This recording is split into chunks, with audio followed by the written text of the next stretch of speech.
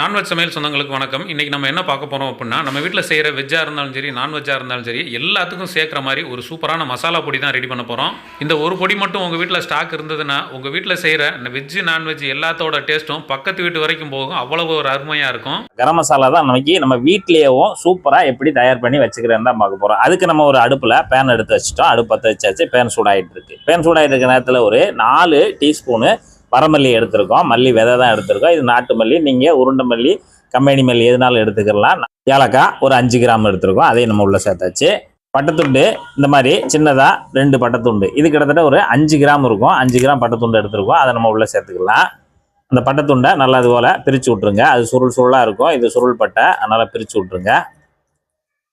மிளகு 2 டீஸ்பூன் எடுத்திருக்கோம். அதையும் நம்ம உள்ளே சேர்த்துக்கலாம். அன்னாச்சி பூ ஒரு 5 கிராம், அதையும் நம்ம உள்ளே சேர்த்துடலாம். கிராம்பு ஒரு 5 கிராம். இப்போ நம்ம இதை வறுக்கும் போது லேசாக ஒரு மீடியமான ஹீட்டில் வச்சுக்கோங்க, இல்லைன்னா சிம்மில் கூட வச்சுக்கோங்க. சிம்மில் கூட வச்சுட்டு நம்ம அதை லேசாக சூடு பறக்க மட்டும் அதை வறுத்தெடுக்கணும். இப்போ நல்லா கலந்து விட்டுக்கோங்க. இப்போ நான் ரொம்ப நேரம் சொல்லிக்கிட்டே போகிறதுனால சூடாகிடுச்சுன்றதால நான் கலந்து விட்ருக்கேன். நீங்கள் மொத்தமாக போட்டு கூட அப்படியே நீங்கள் வறுத்தெடுத்துக்கலாம். இது 2 டீஸ்பூன் சோம்பு, அதையும் நம்ம உள்ளே சேர்த்துக்கலாம். ஒரு 4 டீஸ்பூனு சீரகம், இது ஒரு 25 கிராம் இருக்கும். அதையும் நம்ம உள்ளே சேர்த்துக்கலாம். இது சாதிக்காய் ஒரு முழு காய் இருக்கும். ஆனால் முழுசாக போட வேண்டாம். ஒரு அரை காய் மட்டும் போட்டுக்கோங்க போதும். நம்ம எடுத்துருக்க அளவுக்கு அரை சாதிக்காய் போதும். இது சாதிப்பத்திரி பூ, 2 பூ, இந்த மாதிரி ஒரு சைஸில் 2 பூ போட்டால் போதும். இது 5 கிராமுக்கும் அளவு கம்மியாக தான் இருக்கும். இந்த அளவுக்கு போட்டாலே போதும், ரொம்ப ஜாஸ்தி வேண்டாம். பிரியாணி இலை 3 இலை, இந்த மாதிரி 3 இலை மட்டும் சேர்த்துக்கோங்க. அதை நல்லா ஒடிச்சிட்டு சேர்த்துக்கோங்க. இப்போ நம்ம கரம் மசாலுக்கு தேவையான பொருளெல்லாம் உள்ளே சேர்த்தாச்சு. இப்போ நம்ம மீடியமான ஹீட்டில் இதை லேசாக வாசனை வர்ற மாதிரி ட்ரை ரோஸ்ட்டு தான் பண்ணணும். இப்போ நம்ம வெஜ்ஜு பண்ணோம்னா காய்கறி பிரியாணியில் இது சேர்த்துக்கலாம். அதுபோக நம்ம குருமா அந்த மாதிரி எது வச்சாலும் இதை சேர்த்துக்கலாம். நான்வெஜ் அப்படின்னு பண்ணும்போது நமக்கு எல்லாத்துக்குமே யூஸ் ஆகும். சிக்கனா மட்டனா எது பண்ணாலும் இது இல்லாமல் நம்ம கொஞ்சம் சேர்க்காமல் அது நிறைவடையாது. அதனால் கரம் மசாலா நம்ம வீட்டில் ஸ்டாக்கு இருந்தால் நல்லது. அதனால் நம்ம சொன்ன அளவுகளில் எடுத்து இது போல் நீங்கள் ஒரு தடவை பொடி செய்து வச்சுக்கோங்க. ரொம்ப யூஸ்ஃபுல்லாக இருக்கும்.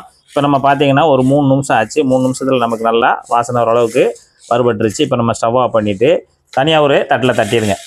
தட்டிட்டு நல்லா ஆற விட்டுருங்க. கம்ப்ளீட்டாக ஆறிடணும். ஆறின பிறகு இது எப்படி பொடி பண்ணலாம்னு சொல்லி பார்ப்போம். இப்போ இதை அரைக்கிற அளவுக்கு ஒரு மீடியமான மிக்சி ஜாரை எடுத்துகிட்டு நம்ம மசாலா பொருட்கள்லாம் அந்த மிக்சி ஜாரில் சேர்த்துடலாம். இப்போ நம்ம இந்த மாதிரி மசாலா பொறுத்தளவில் நம்ம நிறைய அரைச்சி வைக்கக்கூடாது. நிறைய அரைச்சி வச்சோம்னா நமக்கு வாசனை போயிடும். அதனால் இந்த அளவில் ஒரு 100 கிராமுக்குள்ளுக்கு நம்ம அரைச்சோம்னா காலியாக நம்ம திருப்பி அரைச்சிக்கலாம். தூளுப்பு ஒரு 1/4 டீஸ்பூனு, அதாவது இந்த மசாலுக்கு மட்டும். அதாவது நம்ம கொஞ்சம் ஸ்டாக் வைக்கிறதுனால கொஞ்சம் உப்பு சேர்த்து நம்ம அரைச்சோம்னா ஸ்டாக் வைக்கிறதுக்கு கொஞ்சம் கெட்டு போகாமல் இருக்கும். மஞ்சள் தூள் ஒரு 1/4 டீஸ்பூனு. இது இப்போ நம்ம அரைக்கிறதுக்கு முன்னாடி சேர்த்தா போதும். இது இப்போ நல்லா பொடி பண்ணிட்டு வந்துடலாம். இப்போ நம்ம நல்லா அரைச்சிட்டு வந்தாச்சு. அரைச்சிட்டு வந்த பக்கம் எப்படி இருக்குது அப்படின்னா, ரொம்பையும் சொரன்னு இருக்கக்கூடாது, ரொம்பையும் வலுவலுன்னு அரைக்க வேண்டாம். இந்த அளவுக்கு லேசான ஒரு பரபரப்பில் அரைச்சா போதும். இப்போ நம்ம அரைச்சிட்டு வந்துட்டோம். இப்போ தனியாக தட்டி ஆற வச்சுக்கலாம். இந்த மாதிரி தட்டில் தட்டி நல்லா ஆற வச்சுட்டு அதுக்கப்புறமா ஒரு டப்பா இல்லைனா பாட்டிலில் எடுத்து வச்சுக்கிட்டிங்கன்னா நீங்கள் தேவைப்படும் போதெல்லாம் சேர்த்துக்கலாம். உங்கள் வீட்டு சமையலில் எப்போவும் நல்ல டேஸ்ட்டை கொடுக்குறதுக்கு இந்த கரம் மசாலா கொஞ்சம் யூஸ்ஃபுல்லாக இருக்கும். அதனால் கண்டிப்பாக இந்த மாதிரி ட்ரை பண்ணி பாருங்கள். நன்றி, வணக்கம்.